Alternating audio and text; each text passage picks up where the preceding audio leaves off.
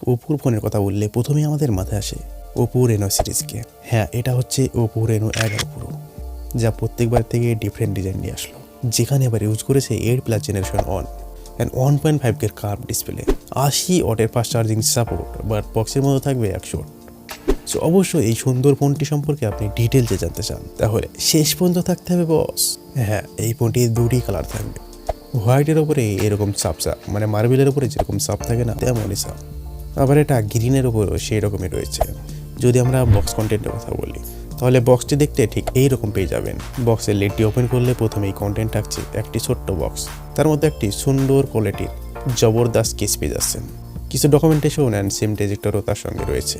এবার ফোনটিকে দেখুন, তারপরে বক্সের মধ্যে থাকছে 100 ওয়াটের অ্যাডাপ্টার, বাট ফোন সাপোর্ট করে 80 ওয়াট পর্যন্ত, and A type to C type cable. ফোনটির ডিজাইনটি দেখুন, হ্যাঁ প্রত্যেকবারের থেকে ডিফারেন্ট ডিজাইন পেয়ে যাচ্ছেন।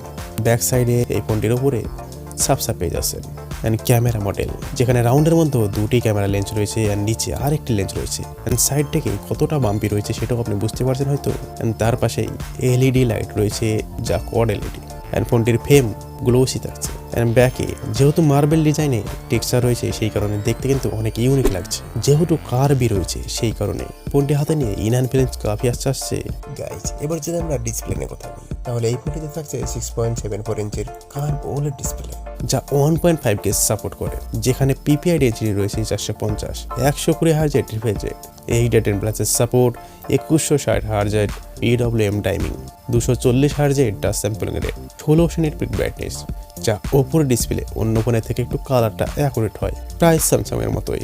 বেশ ভালো লাগে ডিসপ্লে ওয়ালার, তাই এটারও ডিসপ্লে অনেক বেস্ট থাকছে। হ্যাঁ, এখানে সফটওয়্যার থাকছে অ্যান্ড্রয়েড 14, কলারও S14। হ্যাঁ, আমরা যদি প্রসেসরের কথা বলি, তাহলে এখানে ইউজ করা হয়েছে 1 বছরের আগেকার পুরনো flagship processor Snapdragon 8+ generation on. এখন বর্তমানে অনেকগুলি ফ্ল্যাগশিপ প্রসেসর বের হয়েছে, তবে এখানে সাপোর্ট করবে UFS 3.1 LPDDR5X।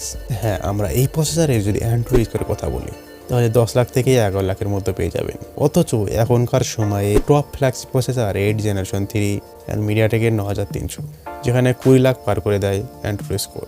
হ্যাঁ, তারপরও এই ফোনটিতে আপনি স্মুথ গেম পেয়ে যাবেন, যেখানে আপনি হাই লেভেলে গেম খেলতে পারবেন, কোনো অসুবিধা আসবে না, কোনো ফ্রেম ড্রপেরও ইস্যু আসবে না, কেননা এটাও একসময় ফ্ল্যাগশিপ প্রসেসর ছিল। হ্যাঁ, আমরা এবার যদি ক্যামেরা নিয়ে কথা বলি, তাহলে ব্যাক সাইড এখানে থাকছে 3টি ক্যামেরা 50 মেগাপিক্সেলের, যেটা সোনির সেন্সর ইউজ করা হয়েছে IMX 890, এটি হচ্ছে প্রাইমারি সেন্সর। তারপর একটি 8 মেগাপিক্সেলের আল্ট্রা ইউজ করা হয়েছে, অ্যান্ড 32 মেগাপিক্সেলের সোনির সেন্সর টেলিফটো সেন্সর রয়েছে, যেখানে ইউজ করা হয়েছে সোনি IMX 709, যেখানে 2x টেলিফটো জুম পেয়ে যাবেন। অ্যান্ড ফ্রন্ট ক্যামেরায় 32 মেগাপিক্সেলের ফ্রন্ট ক্যামেরা পেয়ে যাচ্ছেন। হ্যাঁ, আমরা সকলেই জানি যে ওপো ফোনের ক্যামেরা বেশ ভালো হয়ে থাকে, তো এই ফোনের ক্যামেরাও নিরাশ করবে না, ফ্ল্যাগশিপ লেভেলেই ক্যামেরার স্বাদ পেয়ে যাবেন।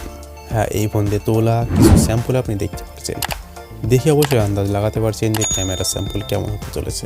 এই ফোনের ক্যামেরা একটু ওভার কালার করে দিচ্ছে, বাদ বাকি সব কিছু মোটামুটি ঠিকই রয়েছে।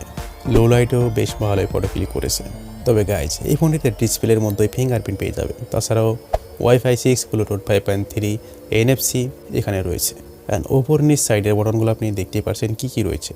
হ্যাঁ, তবে ব্যাটারি যদি আমরা কথা বলি, তাহলে 47 mAh ব্যাটারি রয়েছে, অ্যান্ড সাপোর্ট করবে 80 ওয়াটের ফাস্ট চার্জার, বাট এখানে বক্সের মধ্যে প্রোভাইড করেছে 100 ওয়াটের ফাস্ট চার্জার। সো ফোনটি চাইনিজ মার্কেটে লঞ্চ হয়েছে 12GB 256GB 3499 ইউয়ান, যা ইন্ডিয়া টাকায় কনভার্ট করলে প্রায় 40,000 আশেপাশে হয়। আর 12GB 512GB 3799 ইউয়ান। আর বড় ভাই ছোটো ভাই যেটা খুশি মনে করে একটা লাইক করে দিন, অ্যান্ড বন্ধুদের মাঝে শেয়ারও করে দিন ভিডিওটিকে। সো ভালো থাকবেন, সুস্থ থাকবেন, দোয়া রইল। আল্লাহ হাফেজ।